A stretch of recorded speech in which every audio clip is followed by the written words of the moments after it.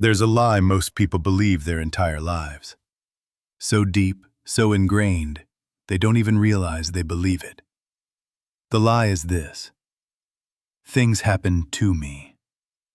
You believe you are a victim of your circumstances, that your suffering comes from what happens to you, that if only things were different, if you had more money, a different partner, if your boss recognized you, if your family understood you, then you'd be happy. But let me tell you something that will change your life if you understand it. You are not a victim of your circumstances. You are the interpreter of your circumstances. Suffering is not born from events. It's born from the story you tell yourself about events. The story of James. Let me tell you about James. James lost his job at 45. He'd worked at the same company for 20 years, and suddenly he was let go. His first reaction was, "This is terrible. My life is ruined. I'm too old to start over. Nobody will hire me. I'm finished." And with that interpretation, James fell into a deep depression. He spent 6 months at home, feeling miserable, feeling like a victim, feeling powerless. But here's the truth. Losing his job didn't make him suffer. The story he told himself about losing his job made him suffer. Because let me tell you about another man. Let's call him Michael. Michael also lost his job at 45. Same company, same day. But Michael's story was different. He thought, "This is an opportunity. I've been stuck in this job for 20 years. Now I have the freedom to do something that really matters. This is scary, but it's also exciting." And with that interpretation, Michael started his own business. Something he'd always wanted to do but never had the courage. Same event, 2 interpretations. 2 completely different lives. The truth about suffering. Here's a truth that the Stoic philosophers understood 2,000 years ago, that the Buddha taught 2,500 years ago, and that modern psychology is finally rediscovering. Suffering doesn't come from what happens to you. It comes from your resistance to what happens to you, from the story you tell yourself about what happens to you. The Stoic philosopher Epictetus said it perfectly. It's not things that disturb us, but our opinions about things. Think about it. 2 people can experience the exact same event and have completely different reactions. One person loses money and thinks, "This is a disaster. I'll never recover." Another person loses the same amount and thinks, "This is a lesson. Now I know what not to do." One person gets rejected in a relationship and thinks, "I'm unlovable. Nobody will ever want me." Another person gets rejected and thinks, "This person wasn't right for me. Now I'm free to find someone who is." Do you see the difference? It's not the event, it's the interpretation. Sarah's story. Sarah was diagnosed with cancer at 35. When she heard the news, her first thought was, "Why me? This is unfair. My life is over." And for weeks, she lived in that story. She felt like a victim. She was angry. She was desperate. But then one day, something shifted. Sarah realized something. I can choose how I interpret this. I can see it as the end of my life, or I can see it as the beginning of my real life. And she chose the second interpretation. She thought, cancer is showing me what really matters. It's making me stop wasting time on things that don't matter. It's giving me clarity. With that new interpretation, Sarah quit her stressful job. She repaired broken relationships. She started living in a way she'd never lived before. And when the cancer went into remission, Sarah said something profound. Cancer was the best gift I ever received because it woke me up. Now, I'm not saying cancer is good. I'm saying that even something as terrible as cancer can be interpreted in a way that empowers you or destroys you. The power of reinterpretation. Here's the most liberating truth you'll ever learn. You have the power to reinterpret any event in your life. You can't control what happens to you, but you have complete control over what it means to you. Viktor Frankl, the psychiatrist who survived Auschwitz, understood this better than anyone. He said, "Between stimulus and response, there is a space. In that space is our power to choose our response. In our response lies our growth and our freedom." That space, that moment between what happens and how you react, that's where your power lives. Most people never discover that space. They react automatically. Something happens, and they immediately tell themselves a story about it. And that story becomes their reality. But you don't have to live that way. You can learn to pause, to observe, to ask yourself, what story am I telling myself about this? Is it the only possible story? Is there an interpretation that empowers me instead of making me a victim? The difference between pain and suffering. Let me clarify something important. There's a difference between pain and suffering. Pain is inevitable. It's part of being human. You will lose people you love. You will experience failure. You will face challenges. But suffering is optional. Suffering is what you add to pain with your interpretation. Pain says, "This hurts." Suffering says, "This shouldn't be happening. This is unfair. This means something is wrong with me." Pain is clean. Suffering is dirty. And most of your misery doesn't come from pain. It comes from the suffering you add to pain with your stories. In American culture, we're taught to be self-reliant, to pull ourselves up by our bootstraps. But sometimes that narrative becomes toxic. If I'm struggling, it means I'm weak. If I'm not succeeding, it means I'm a failure. That's not truth. That's interpretation. And it's an interpretation that creates suffering. The pressure to be constantly productive, constantly achieving, constantly winning. That's not reality. That's a story. And it's a story that's making millions of Americans miserable. But you can change that story. You can choose a different interpretation. Struggle is part of growth. Rest is productive. My worth isn't measured by my achievements. Same life, different story, different experience. Now let me show you how to change your interpretation. How to stop being a victim and become the author of your own life. Step 1. Observe your story. The first step is simple but profound. Observe the story you're telling yourself. When something bad happens, pause. Don't react immediately. Just observe. What story are you telling yourself? What does this event mean to you? What does it say about you? What does it say about your future? Most people never do this. They simply believe their story automatically. But you are not your story. You are the observer of your story. Let me give you an example. Let's say your partner criticizes you. Your automatic story might be, "He doesn't love me. He thinks I'm a failure. Our relationship is over." But if you pause and observe, you can see, that's just a story.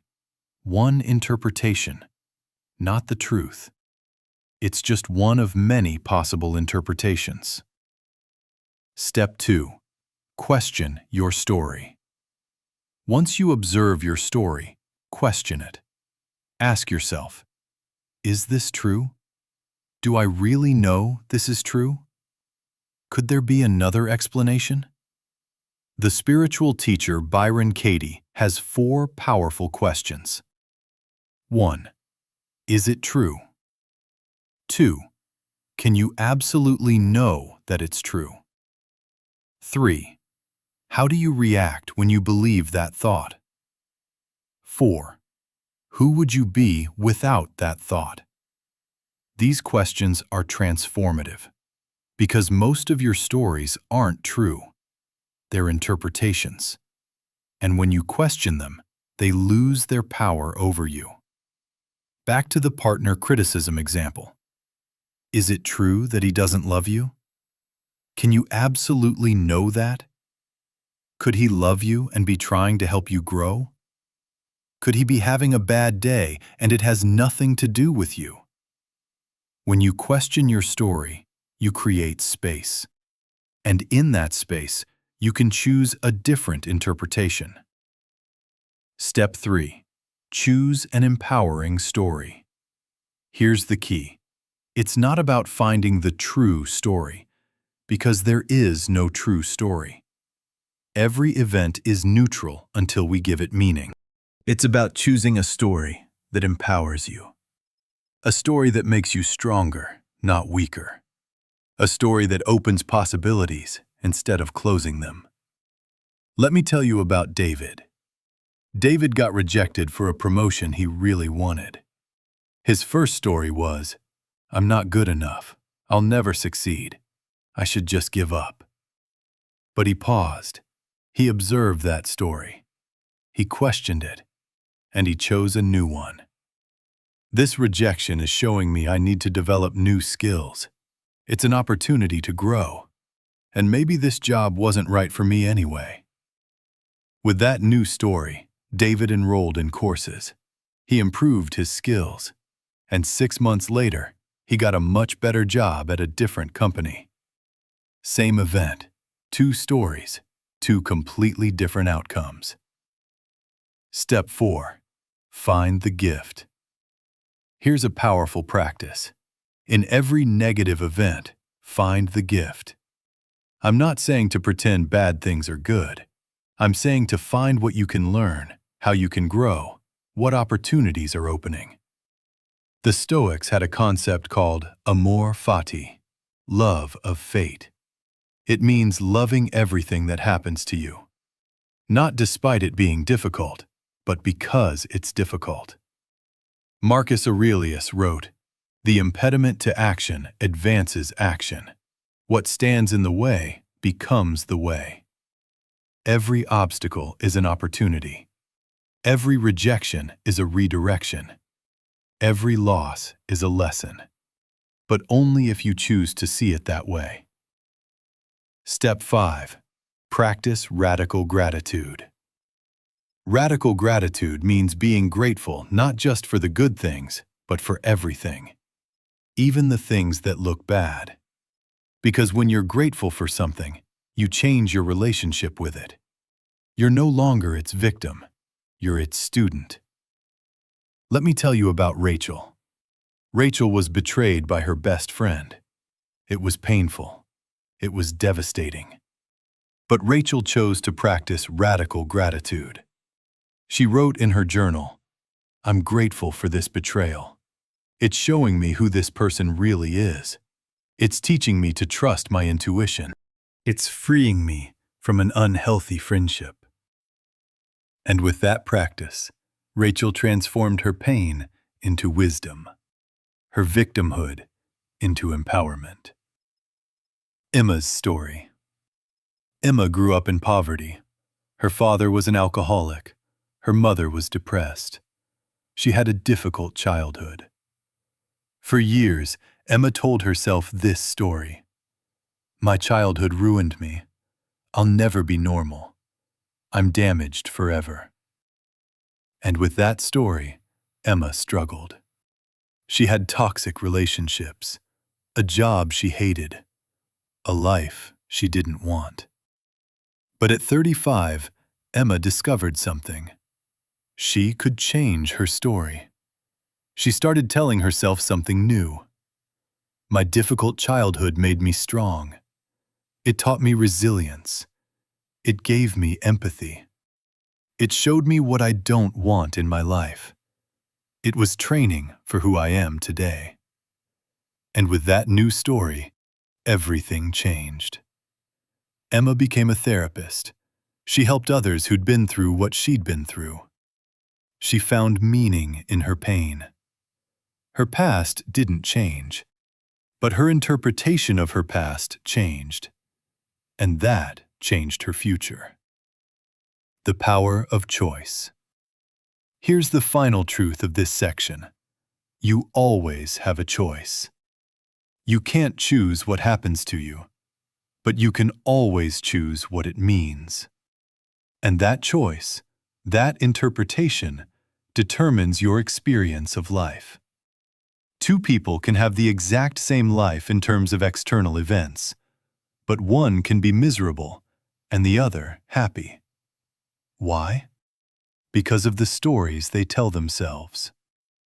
So stop asking, why is this happening to me? Start asking, what story am I telling about this? Is there a better story I could choose? Because you are not a victim of your circumstances. You are the interpreter of your circumstances. And that interpretation is your superpower. In America, we celebrate the self-made person, the individual who overcomes adversity. But we often miss the deeper truth. They didn't just overcome circumstances. They reinterpreted them. Every success story is a story of reinterpretation. Every comeback is a story of choosing a different narrative. The question isn't whether you'll face adversity. You will. The question is, what story will you tell about it? That choice is yours. Always. Now let me tell you the deepest truth about interpretation. The truth that changes everything. You create your reality. I'm not talking about magical thinking. I'm not saying if you think positive thoughts, the universe will give you what you want. I'm saying something deeper. Your interpretation of events literally creates your experience of reality. Two people can be in the same room, experiencing the same event, and living in completely different realities. Why? Because of the stories they tell themselves. Think about it. What is reality? It's not just what happens. It's what happens plus the meaning you give it. And the meaning, that's what you create. The neuroscience of interpretation. Here's something fascinating. Modern neuroscience is proving what ancient philosophers always knew. Your brain doesn't experience reality directly. It experiences your interpretation of reality. When something happens, your brain instantly searches your memories, your beliefs, your past stories. And it creates an interpretation. And that interpretation is what you experience as reality. This means you're literally living in a story your brain is constantly creating. And here's the powerful part. You can change that story. Robert's story. Robert was diagnosed with a chronic illness at 30. The doctors told him he'd have pain for the rest of his life. His first interpretation was, my life is over. I'll never be happy. I'll always suffer. And with that interpretation, Robert suffered. Not just the physical pain, but the mental suffering he added to the pain. But then Robert learned about interpretation. He learned he could change his story. He started telling himself something new. Yes, I have pain, but pain is not who I am. I can still have a meaningful life with pain. The pain is teaching me to appreciate moments without pain. It's making me more compassionate. It's showing me what really matters. And something amazing happened. The physical pain didn't go away, but the mental suffering did. Robert learned to live with pain without suffering. Because pain is unavoidable. But suffering is the story you add to pain. The myth of the victim. Here's a hard truth. The victim mindset is seductive. Why? Because it gives you something. It gives you an excuse, someone to blame, a reason why your life isn't the way you want it. It's not my fault. It's because of my childhood, because of my boss, because of the economy, because of my partner, because of my genes. And yes, all of those things might be true. But here's the more important question. Does that story empower you? Does it make you stronger? Does it open possibilities? Or does it keep you stuck, keep you small, keep you powerless? Because when you see yourself as a victim, you have no power. The power is in the circumstances. The power is in other people. The power is everywhere except in you. But when you change your interpretation, you reclaim your power. Radical responsibility. Here's the most transformative concept you'll ever learn. Radical responsibility. Radical responsibility means taking complete responsibility for your experience of life. Not for what happens to you, you can't control that, but for how you interpret what happens to you. This doesn't mean blaming yourself. It means empowering yourself. It means saying, yes, this happened. I didn't choose it, but I choose how I respond. I choose what it means. I choose who I become through this. Viktor Frankl couldn't control what happened to him in the concentration camps, but he could control his interpretation. And that interpretation kept him alive, kept him human, kept him free. He wrote, "Everything can be taken from a man but one thing, the last of the human freedoms, to choose one's attitude in any given set of circumstances, to choose one's own way." Jennifer's story. Jennifer was abused as a child. It was a terrible trauma, something that should never have happened to her. For years, Jennifer told herself this story. I'm broken. I'm damaged. I'll never be normal. My life was ruined by what they did to me. And with that story, Jennifer struggled. She had depression, anxiety, toxic relationships. But then Jennifer did something brave. She changed her story. She didn't deny what happened. She didn't pretend it was okay. But she changed the interpretation. She started telling herself, yes, I was abused. It was terrible. But it doesn't define me. I'm not what they did to me. I'm what I choose to do with what they did to me. I can use this pain to help others. I can turn my trauma into my mission. And Jennifer became an advocate for abuse survivors. She helped thousands of people. She found meaning in her pain. Her past didn't change, but her interpretation of her past changed. And that changed everything. So what will you do now? How will you live as an interpreter instead of a victim? First, observe your stories. Whenever you feel bad, ask yourself, what story am I telling myself? Second, question your stories. Is this true? Is it the only possible interpretation? Third, choose empowering stories. What story would make me stronger? What interpretation opens possibilities? Fourth, find the gift. What can I learn from this? How can I grow? Fifth, practice radical gratitude. What can I be grateful for about this, even though it's difficult?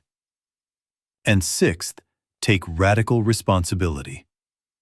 I can't control what happens, but I have complete control over what it means. Here's the truth that will set you free. You are not a victim of your life. You are the author of your life. Events are neutral. You give them meaning. And that meaning determines your experience. So stop waiting for circumstances to change. Change your interpretation of circumstances. Stop waiting for other people to make you happy. Choose to be happy regardless of what they do. Stop waiting for life to be fair. Choose to find meaning even when it's not. Because life doesn't happen to you. Life happens for you.